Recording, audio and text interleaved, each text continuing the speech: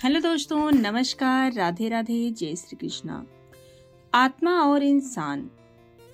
आत्मा किसी जीव का वो अमूर्त शाश्वत सार है या आंतरिक स्व है जो उसे जीवन देता है, चेतना, बुद्धि और व्यक्तित्व प्रदान करता है और शरीर की मृत्यु के बाद भी अस्तित्व में माना जाता है।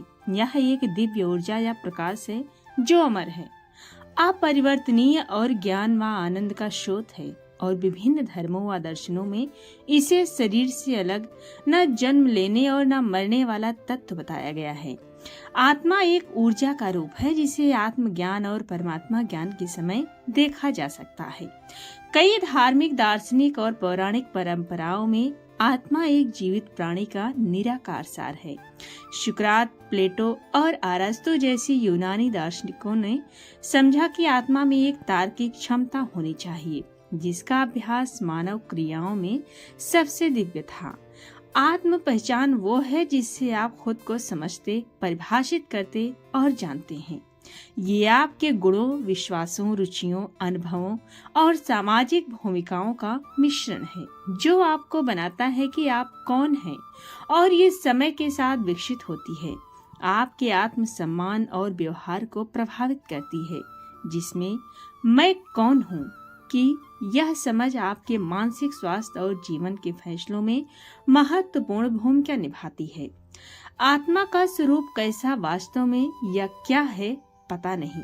कितने दावे और कितने सपने दिखाते लोगों को हर कोई आत्म साक्षात्कार की बात करता है, पर आत्मा का क्रिया रूपी रूप मन होता है। मन का कार्य क्षेत्र मस्तिष्क में होता है और मन शरीर में कहीं और होता है, और मन केवल मनुष्य में पाया जाता है। मन के कारण इस द्विपाय जीव का नामकरण हुआ। मनुष्य मैन आदमी बहुत से आधुनिक महात्मा, पाखंडी, धूर्त, चालाक, पढ़े लिखे, भोले भाले अपने ही समुदायों का उल्लू बना रहे हैं। दोस्तों, कहते हैं काम, क्रोध, लोभ, हिंसा, अहंकार सब मन के कारण है। मन को काबू करो, मन को मारो, पता नहीं क्या बोलते रहते हैं। पर जैसे हम नाक, कान, हाथ, पांव आदि शरीर के अंग पकड़ सकते हैं, ये महाज्ञानी या किसी भी शिष्य को नहीं बताते कि हमारे मन शरीर में कहाँ स्थित है, और हम लोग इस शरीर रूपी मकान में रहते हुए भी ये नहीं जानते कि हम इसमें कहाँ पर स्थित हैं। इस बात के लिए इसलिए कि ये चालाक लोग जनता को विभिन्न प्रकार से नाम मंत्र, सिर पर हाथ रखकर कान में मंत्र कहकर गुरुत्व सिद्ध करते हैं, और ये कभी नहीं बताते कि आखिर मन कहाँ स्थित है और उसे पकड़े कैसे और उसे पार कैसे। कुछ लोग कहते हैं कि मानसिक मंत्र जप करता हूँ, पर मन स्थित नहीं होता, तो कैसी भक्ति की कर भक्ति रहे। आंख बंद करके मन कह रहा है व्यापार, चाट खा रहा, जूते खरीद रहा, वो भक्ति के दौरान वो सारे व्यापार करता है जो लोग साधते रहते हैं। जब मन को ही पार नहीं पाए ते कैसी भक्ति, कैसा साक्षात्कार। मन को काबू या मारा नहीं जाता, मन को निष्क्रिय किया जाता है। रही आत्मा, वहां तक मन से निष्क्रिय किए बाहर पहुंचना संभव ही नहीं है। केवल वाम मार्ग में आत्मा को शरीर की भांति ही नश्वर मानता है। इसमें वर्तमान जीवन की सर्वोपरि है। वैज्ञानिक भी मानते हैं कि शरीर में कोई सूक्ष्म पदार्थ है जो शरीर के नष्ट हो जाने के पश्चात भी नष्ट नहीं होता। इसी सूक्ष्म पदार्थ को आत्मा कहते हैं।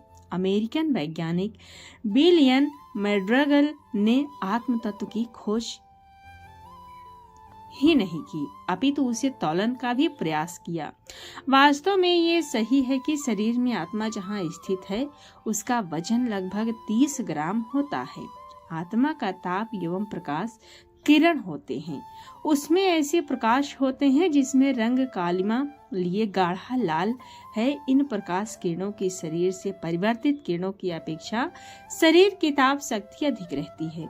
सोवियत रूस में भी इस पर शोध हुआ है।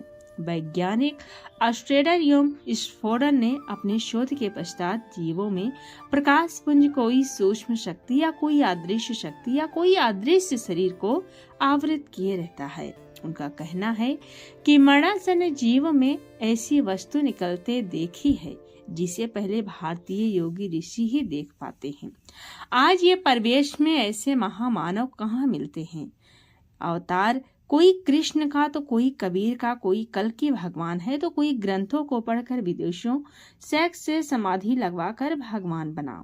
कोई जिसका दावा की उसी कुंडलिनी जगत व लोगों कराते कराते हार्ट अटैक से मृत्यु हुई। जिसकी कुंडलिनी शक्ति जागृत हो जाती है उसे हार्ट अटैक तो क्या उसके शरीर में गंभीर रोग नहीं होते हैं। जीवित शरीर में उस शरीर की प्रतिकीर्ति देखने को मिलती है।